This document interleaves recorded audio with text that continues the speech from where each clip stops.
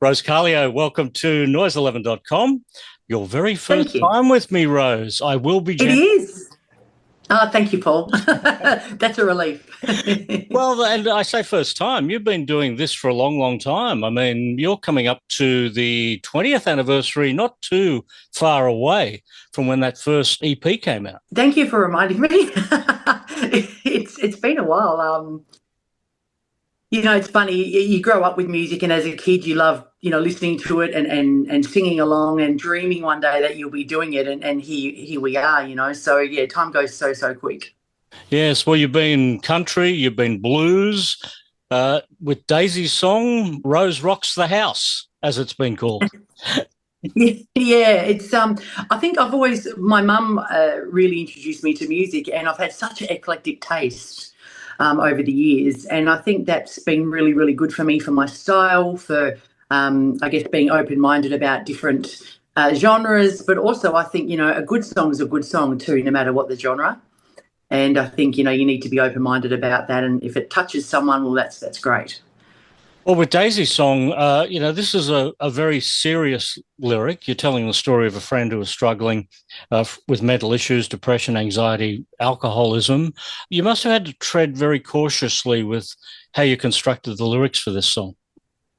Yeah, well, look, Darren is our friend, and he wrote a draft and sent it over to Mick, and so most of it really was his lyrics. We reworked a few phrases and things like that. So I guess mostly coming from him, it was good that there wasn't too many.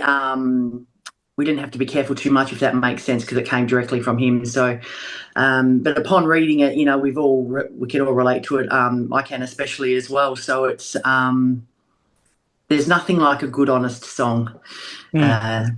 Because there's no reading between the lines. It is what it is, and it just hits you right in the heart. Who am I? I lost my way. I need to find myself every day. It doesn't get any more honest than that, does it? No, that's right.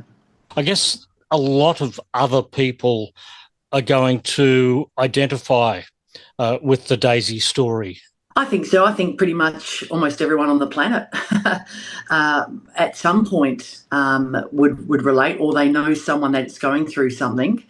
That people say life's a lot tougher these days. I think it is. I think it's a lot different to when, say when I grew up or when you grew up, things are a whole lot different, but in other ways they're a whole lot better as well, because people are more aware of things. There's more help, there's more understanding, and things aren't sort of, shoved under the carpet like they were. So, yeah, I think a lot of people are going to really relate. I think there's more empathy to depression now. Yes, and I think because it's not a tangible thing as such, like a broken arm or a broken leg, people can't see it. So some people can't sort of get their head around it or understand it, but it's, very, very real. And you're right, there is a lot more empathy and understanding. Daisy's song is a real work in progress. This dates back to 2021 when you began this journey. I mean, why did it take so long from coming up with what would essentially be the nucleus of this song to actually releasing it? We had a lot of songs in the works at that time, and this was, I guess we didn't want to rush it either, because it was such an important song, not only to Darren, to Mick and I, to the band. So we just really took our time with it, would work on it and let some bits sit, and just sort of, if it felt right, well then great, we were going to continue. There's a lot of changes we made along the way. So I think it was just one of those things that was meant to be, I suppose, at the time. And when, it's come up now. And so I'd actually said to Mick the other day, wonder what would happen had we have released it in 21 or 22. And he said things are all, all for a reason. He might not have had the production ideas, or I might not have had that same melody or whatever. So I do believe in letting songs sit for a little bit, because, the song's the most important thing here. And we've finally got to now. The song has been released. What was Darren's reaction when he heard the finished released product? He was elated. He was over the moon, really, really emotional, and, really, I guess, thankful that he could, share what he was going through, hence relating to, as I said, almost everyone on the planet, but very emotional, very thankful, and really, really happy. Daisy's song adds to the catalogue of work. We go back to 2006 for that first EP, I think, so it is next year, 20th anniversary next year. Yeah. Yeah. Songs like... Let's have a party. Yeah. Whisper, Chrome-Plated Heart, Crazy and Freedom. When was the last time you played those songs? Funny you should say that. I actually had a dream about that session 2 nights ago, about that recording session. And I'm not, honestly, crossed my heart. And it was funny because I had a cold when I recorded that EP, but that's another story. The last time I played those songs, a good few years now, a good few years. Will you mark the 20th anniversary putting them back in the set list? I think so. I think that's a great idea. I think you'll have to come along. I think so too. I think so too. How would they have evolved then? Because, if we go back nearly 20 years, Rose Carleo was a country singer. Yes. So, look, I grew up with lots of different music, mostly country music with my dear mum, who she passed away many years ago now. But I think that's where my love of music came from, her. And especially with country music, it's the storytelling and the, you're listening to the song and you're waiting for the next verse to see what was going to happen and things like that. So I still love country music, but I just feel my heart and my soul is sort of more into the rock and blues type, vibe. But I think, any good song will have a great story, and it doesn't matter what genre it is. But that's what I learned from country music. Well noted. You are wearing a Bon Scott T-shirt, not a Merle Haggard T-shirt. Yeah, one of my favourite singers ever in the world. Yeah. So Daisy's song, I guess it marks an evolution of your music along the way. Everything I Need, the first album, 18 years ago. If we jump to Time Is Now is almost like hybrid Rose, isn't it? That's a little bit country, it's a little bit rock and roll, to quote Osmond. Yeah, definitely. It was the little transition. I never, as an artist, I was never just straight country or just straight rock or just straight whatever. So I guess, like you say, the evolution, it was trying this, trying that, whatever. And I've been really fortunate enough that everyone's been accepting of what I've been doing. Some people say, why are you doing this or why are you doing that? But I think if you really love something and you're really feeling it, it doesn't matter. People can see that you're happy. People can see that you believe in the product, and that comes across. So, yeah, it's been quite a ride. Country fits within a very definitive line. The Rolling Stones have done country songs. Bon Jovi's done a country album. Beyonce has never done a country song. She just thinks she has. Thinks being the operative word. What's the line between country and pop? The line. I think I've got to be careful what I say here, don't I?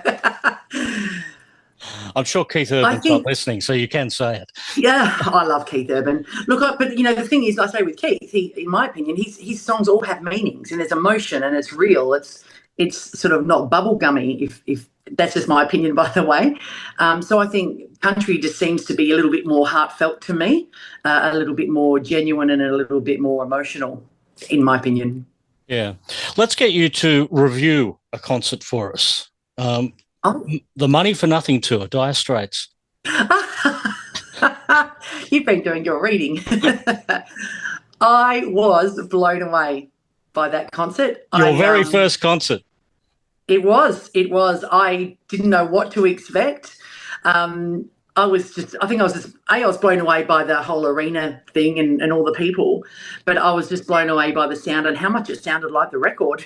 I was very, very impressed. Mark Knopfler, of course, is just an absolute beast of a player. So, yeah, I think I was in awe the whole night. I think I took as much in as I could, and then I just was pinching myself the rest of the time.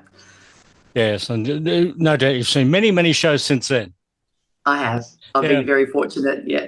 You were very young when you first got on stage, 13 years old. I was. Very young and confident or young and nervous? Bit of both. At that point in time, I was quite nervous, and my mum had dared me to get up on stage. And I was like, "You're crazy. There's no way I'm getting up there." And she said, "I dare you." So I thought, Rose Carleo doesn't shy away from a dare. So that was it. And here we are. That was a one-off. What about professionally? Well, the bands in Perth after that had to put up with me going to their gigs. When I'd done my homework, Mum would take me to see a band, and I would just be sitting up the front like a sponge, just absorbing everything. I formed my first band. I think I had one in high school. I was about 15, and then my first professional or semi-professional band when I was 17. Well, over the years, you must have clocked up a lot of venues around Australia. Have you got a favourite Yeah. venue to perform in? Ooh. I've got I've got a few. Love the Bridge Hotel in Rozelle. Love the Charles Hotel in Perth. Where else? The Clarendon Hotel in New South Wales. That's a great venue as well. The Duke in Newtown. That's really cool. And probably one of my most favourite venues was Frankie's Pizza, but that's gone by the way now, unfortunately. We used to play a fair bit there as well. But I guess at the end of the day, and not sounding too cliche, venues where there's people that want to hear music and support music, and venues that support live music, that's a great venue for me. What about music festivals? There have been some great music festivals and some pretty average music festivals. You played a lot of music festivals. What Yeah. makes a great music festival for the artist? I think, obviously the organisation and the way things run backstage and things makes a great festival. But the main thing for a great festival is the punters, and seeing everyone get into it and immersing themselves, I suppose. And when you look down and you see someone singing along to your song, that's a really, really cool thing.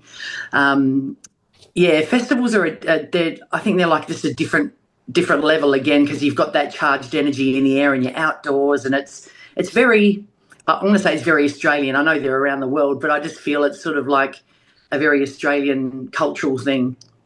I guess an Australian cultural thing is Tamworth. Yeah, You would have played yeah, Tamworth many, many times over the years, no doubt. I did. That must be a very special event for artists when you go there, and it's not just walking into the venue and getting the vibe. It's the entire town is buzzing. It is. It's electric. It really is. I remember my first festival. I was just beside myself. I couldn't wipe the grin off my face, and I was going around watching everyone, and I had a few little gigs here and there, and just it's quite a community, and they really, really bring it together well. I think it's a really great experience for if you're a first timer or if you're a long time fan. Mm. What's happening next for you? I know there's shows coming up in June, and there's also a show coming up in Japan. Uh, Yeah, so we're just working on a few shows at the moment that are about to be confirmed. Yeah, we're going to be at Marrickville with haven't announced it yet actually, so we can announce it here. With Steve Mulry's band Lawless Breed, and another great band called Simple Stones. So we're going to play our original wares. It's going to be a great fun. I think it's I love the camaraderie of the rock scene, especially in Sydney, but in Australia. Everyone wants to make music together, and support each other, and it's really genuine. So we've got Marrickville coming up. We've got the Longview Farm Party coming up in October, which is going to be exciting, our first time there. And yes, we're looking at Japan next April. I'm so excited. So venues are getting booked as we speak. So I'm really, really excited about that. A, I haven't been to Japan, but B, we do have a fair few Japanese fans. So it's going to be really great to bring our brand of music, our brand of rock to Japan. no doubt you won't be able to take the choir with you that appears on Daisy's song. Looking at the credits, there's lots of Heinemans, there's lots of Adkins in there. Quite the family affair. It was, yeah. I think because the song is about reaching out and hope and family, I guess, whether it's blood related or not, we just wanted that whole community spirit type vibe, if that makes sense, coming together, and people being there for people. So yeah, it was really lovely to get to involve everyone. And Darren Booth is in the choir He singing is. along to a song with words from him in the first place, which Yep. is special. Yeah, he was pretty stoked about that. And I take Daniel Johns as a different Daniel Johns, I think. Yes. Couldn't get that other one, but so we got another one. Yeah, he just To had a fill boy, in. another singer. Yeah. Yeah. We don't have a Silverchair singer, but we do have a person by that name. Yeah. You should have gone out for a Bob Dylan, a Paul McCartney, and a Mick Jagger while Should you're at have. it. I know, right? Yeah, I'm sure around Sydney. If only we had Yeah. phone books, you could look them up and call them in. Oh, the old phone books. Yeah, the old. Oh, Great to catch up with you and find out about Daisy's song. Is this leading to another album as well? sure is. Yeah, yeah. So we'll have an album out hopefully by the end of the year. Maybe early next year, but yeah, we're working on it now. So we've got quite a few other songs. We're just trying to choose which ones to go on the album. So we're in a pretty fortunate position. So Mick Adkins is probably the head songwriter. Him and I collaborate a fair bit. So yeah, we've got a fair bit in the catalogue. Do you road test? Oh yeah, yeah. So I do a lot of solo acoustic gigs, and Mick and I do a lot of acoustic duo gigs as well. But yeah, we do test a fair few songs. Yeah, I think it's a good way to do it, and just to get a feel for it too, and a feel for us playing it live. Great to catch up with you here at Noise 11. Thank you. Thanks for having me, Paul. Really appreciate it.